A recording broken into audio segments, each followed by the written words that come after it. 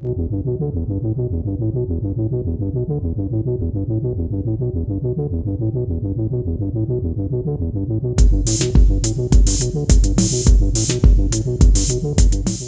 talking to you about my personal experience. I don't go and talk about that everywhere. This is a very personal interview. This is something I've never done before. And I'm proud that it's happening with you. But it's like that individual part of self is saying, well, if you do this little bit, it looks like you're doing something. And this is the problem. We need to make the full move inward. Yes. You don't need to get on a plane and travel. Yes. I mean, I didn't go and find Leonard in Jamaica, in Sliggerville. I didn't do that. He came to me. He does that bit because he can do that bit.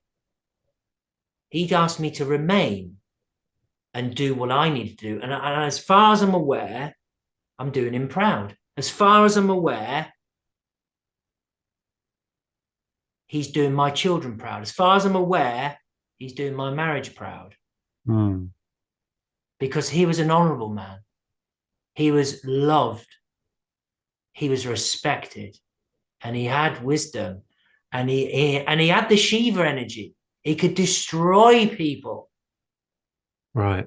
But in the end, his story, sadly enough, was he never got any respect. And again, I offer no offense to those that may tune into this, hear this, that are into the Rastafarianism faith and are followers of Black consciousness in a big way and have massive depth of knowledge. But Leonard, for me, was the grassroots of what it takes to be a peoples together, when actually he wasn't able to be seen on the scene, on the demonstrations, on the media outlays, like Marcus Garvey or Martin Luther, Dr. Martin Luther, bless them, were seen. Leonard was always in the background. And there is a picture of him. There stood up, he sat down. They've both got the hands on each of his shoulders. Had a lot of respect, that man. Yeah. And he knew how to get people together and live together. But unfortunately, ganja was not wanted around the empire. They wanted banana and they wanted sugar. Sugar was mainly banana. And they destroyed that man, and I'm talking about the empire. They destroyed that man, and it was working beautifully. Yeah. And people weren't getting high. They were having ceremony. They were raising children. They were raising crop. They were creating a plant medicine that would heal the nation, that would have healed the world.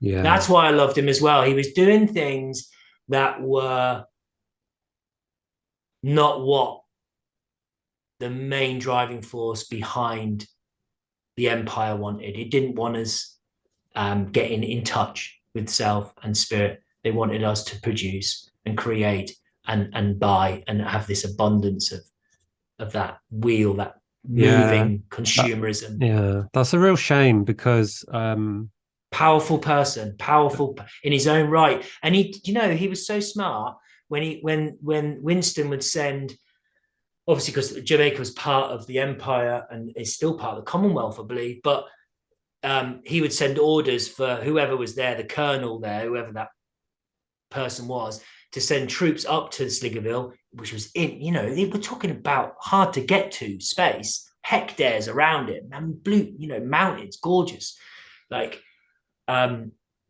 all this incredible crop growing, this incredible healing plant growing. Where he'd have lookouts, so they would get the call, like, you're getting invaded or whatever. He would just disguise himself as a woman and leave on donkey or whatever, and he'd evade capture. But eventually, the story goes that they made him out to be insane, and he spent a lot of his time in asylum, which they did to a lot of people that were uprising against the empire. I can imagine. Discredited him. Discredited because him. He probably learned things and he was teaching them, and people probably discredited him and gaslit him for that. So I can understand that happening. Worked against him, his power eventually, unfortunately. But he did a lot of magical things. But his book, I'll plug that for Leonard because he's telling me to plug it now. So you do speak to spirits. That's the book. The first That's Rasta. the actual book. Elaine Lee. Okay. All right, That's beautiful. Thank you. Anybody that wants to read about Leonard. But yeah, anyway.